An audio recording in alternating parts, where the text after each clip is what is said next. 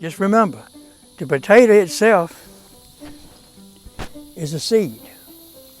What grows potatoes is the slip. And look at the roots. That's what you need, roots. And just keep piling your dirt and compost around it.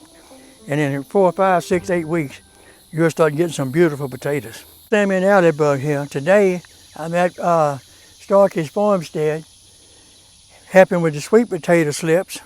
So what you do is, this pile here, gonna rake it back, gonna take a shovel with the compost, a shovel, and right there, okay? Now, sweet potato slips, it is what grows potatoes. This right here is a sweet potato. It grows slips.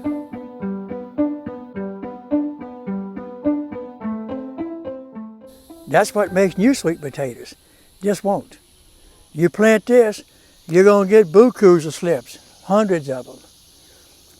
But you're not gonna get many potatoes. When you take these slips off that potato, you take them and you set them in water. And in that water, look at the roots. In just a couple of days, look at the roots. Then you come right here, rake back the hay and stuff, and you plant these slips. Okay? These slips is what grows sweet potatoes. Now, as that slip grows and gets long, like these, you want about that much sticking out the ground all the time. So what you do, as time goes by, you add a little dirt, a little compost, and you keep on doing that. The old people call that a potato hill of potatoes. Sweet potatoes, Irish potatoes, it don't matter. You make a hill. As it grows, keep your hay and stuff, compost, around it. And as they come higher and higher and higher, you just keep adding. And then it's a little late in the year almost. You have time along the coastal states to grow your potatoes now. Much longer, it'll be too late to put them in the ground. You'll be lucky if they make. Thank you, like and subscribe. Okay, so I have never grown sweet potatoes in my life. So that's why my dad's here, that's why he's my farm manager. How much space am I going to need for this one slip? Okay, so this one's in the ground. I'm gonna add a little water here in a minute. My next question is, because we're no-till, right? So I'm not going in the ground, but where do I put the next slip? How much space am I gonna need? Hopefully it'll apply. So your diameter here? Yes. You can take and move your hay back and build your bed and put every one of those slips. Okay, so how many sweet potatoes does one slip make? And I'm being really serious, guys. I'm asking my dad these questions because I don't know. And if you don't ask, you'll never know. So, Daddy? One slip can produce a tremendous amount of potatoes. Like 20 pounds? It might be 5, might be 4. It depends on your ground, but you got good ground here. All right? If you keep, like I said, build your compost and watch them. As they grow, keep adding your compost around them. And you can build a bed like this. That's why they call it a hill of potatoes. Right, but is that, well, I guess what I'm saying is, why would I put all my slips real close? Wouldn't that... Leave them a foot or so apart. Okay, so about a foot. That's well, what I'm asking. Let me try to rephrase that answer. Those slips will produce a tremendous amount of potatoes as long as the dirt is loose and fluffy. Hard clay, 1 or 2 potatoes and they're struggling. Yeah, I know. I found All right, now with a good bed, and that's why the old folks say a bed of potatoes. You bed, you can put them like a foot apart. You can put up one of them slips right there and keep adding that compost as they grow and keep this covered. Well, you know, for moisture and all that, and grass control. And you'll wind up, you won't believe the potatoes you'll get.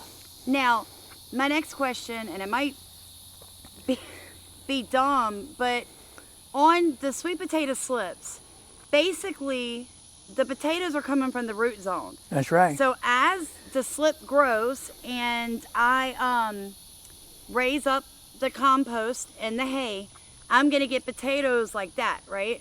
You're going to get more roots and more potatoes. Okay. It's going to keep right on rooting. So basically, as the mound goes up, the potatoes are basically stacking up like Yeah, that. and usually, naturally, the ones on the bottom is the first to come out. They're the biggest. And Okay. the higher it gets, they'll keep on producing, they'll get smaller and smaller. But now if they're in the ground long enough, They'll all size up. they'll size up, believe me. Wow. And Daddy, when will I know it's time to harvest the sweet potatoes? Because I Basically, honestly don't know. you just come out here one day and take your hand, because you got good dirt, slide in under and feel. So you're not going into that hard ground. No. This is definitely a no-till version of doing your Put sweet it down. potatoes. Put it on down there. Okay. Deeper. I see what you're saying, but I think I'm basically at the end. Okay. So then we have to do this with the compost, okay, right? there you go. Because you want them roots well covered. Okay. But if you do that, like I said, and keep this good moist loose dirt around them, you're not going to believe. Now that one there, you can go on up on that one right now. Now, should I take the leaves off No. as I cover?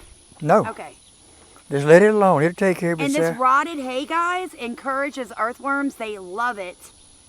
And so I'm excited. This is trash hay. I know it doesn't have grazon in it because I know who I got it from. So know who you're getting your hay from. Seriously, we have a video on it. Now this hill produce you enough potatoes to make you happy, believe me. Right. The And trick, I'd like like I to be able said- to sell some, but I like to plant just a few things when I'm first learning because I want to know everything about it. If you plant 20 new varieties of plants that you've never planted before, You're going to lose. you're going to lose. My dad told me that when we started the quarter-acre market garden. He said stick with tomato, squash, zucchini, pumpkin, maybe some bell peppers. And we had 5 things on a quarter-acre last year. This year we've got like 18 because we learned. Now the thing is, forgot where I was going. Well, think it through. You'll get it. Like I said, these potatoes, as long as you got, anyway, people, what I'm trying to say is this is almost a surefire method of planting potatoes. But listen to me. I don't care if somebody guarantees you that's perfect. It's not. I mean, how many people you know have been riding down the road completely safe and somebody run into them? This is like farming. You never know. Come out here tomorrow, every one of these plants might be dead. Why? The good Lord knows. It could be bugs, it could be insects, the deer come by tonight, whatever. Oh, yeah, the blessed deer. They love in our corn this You ought to year. go out there and look at tops of a corn where a deer got in it. But that's what I'm telling you. When somebody tells you this is guaranteed to work, take it with a grain of salt. That's right. Because I don't care.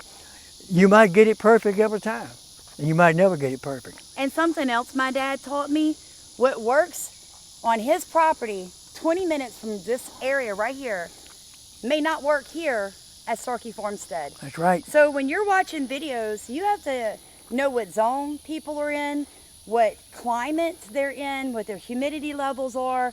What works for me, folks, what works for Pawpaw Sammy may absolutely fail for you.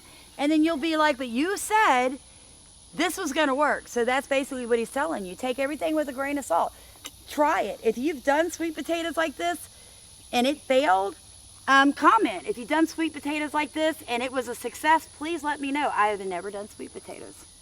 Today is a very big learning curve for me on a lot of fronts, guys. Look, it's different strokes for different folks. I mean, this is an ideal bed right here. It's ideal for these slips.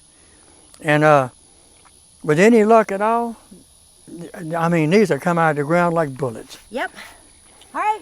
That's all the time we got, folks. Thank you for watching. Please like, comment, and subscribe. Whew. Ain't the word for it.